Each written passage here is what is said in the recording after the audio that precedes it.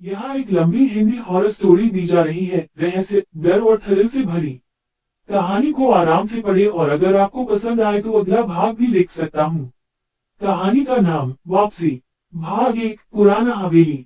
उत्तराखंड के एक छोटे से गांव घंघार में एक पुरानी टूटी फूटी हवेली थी, जिसे गांव वाले कालकोठरी कहते थे। कोई नहीं जानता था कि उसमें कौन रहता था या आखिरी बार वहां कौन गया था। बस सब कहते थे, सूरज ढलने के बाद उस रास्ते पर मत जाना। विक्रम, एक 28 साल का पत्रकार जो भूत प्रेत की कहानियों को झूठ मानता था, उस हवेली की असलियत जानने के लिए गांव आया था। उसकी जिद थी कि वह रात वहीं गुजारेगा और जो भी देखेगा या महसूस करेगा उसे कैमरे में रिकॉर्ड करेगा। गांव के बुजुर्ग पंडित श्यामदत्त ने उसे बहुत मना किया। बेटा, जो आंखें देख नहीं सकती वो आत्मा देख लेती है। वह हवेली किसी इंसान की नहीं रही अब। लेकिन विक्रम ने किसी की नहीं सुनी। भाग 2, हवेली के भीतर।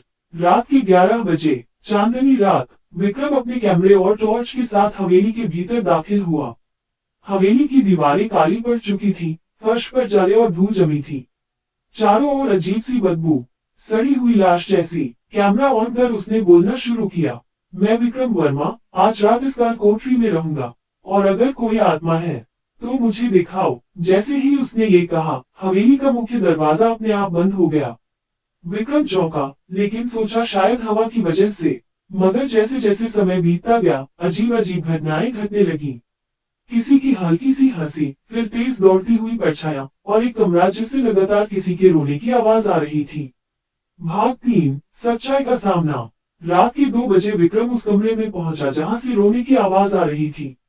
उसने दरवाजा खोला, भीतर एक छोटी लड़की बैठी थी, सफेद कपड़े में, बाल खुले हुए, चेहरा जमीन की ओर झुका। विक्रम ने पूछा, तुम यहाँ क्या कर रही हो? लड़की ने धीरे से सिर उठाया। उसकी आंखें थी ही नहीं, बस 2 काले गड्ढे। उसने कहा, तुम भी अब यहीं रहोगे, जैसे बाकी सब रह गए। विक्रम चीखता हुआ पीछे भागा, लेकिन हवेली का नक्शा जैसे बदल गया था। वो जिस दरवाजे से अंदर आया था, अब वहां दीवार थी। हर दिशा में दरवाजे घूमते जा रहे थे। उसके कैमरे की बैटरी खत्म हो गई।